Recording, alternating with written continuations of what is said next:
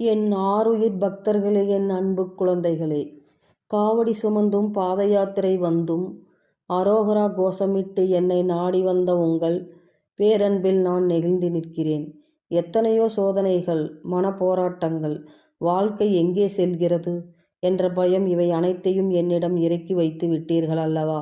இந்த தைப்பூச திருநாளுக்கு பிறகு நான் உனக்கு தரும் வாக்குறுதி இதுவே. உன் வாழ்க்கையில் நீண்ட நாட்களாக படிந்திருந்த இருள் நீங்கி ஞானம் என்னும் ஒளி பிறக்கும். உன் குடும்பத்தில் இந்த கசப்புகள் மறைந்து பாசம் என்னும் தேன் பாயும்.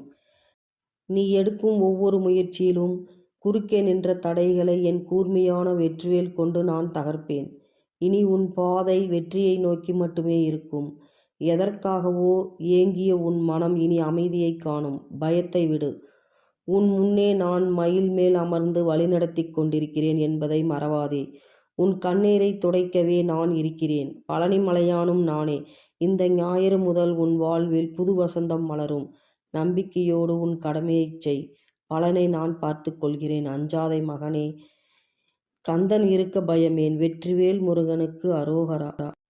உங்கள் கருத்துக்களையும் தைப்பூச அனுபவங்களையும் எங்களுடன் பகிர்ந்து கொள்ளுங்கள். இந்த வீடியோ பிடித்திருந்தால் லைக் செய்து உங்கள் நண்பர்களுக்கும் பகிருங்கள்.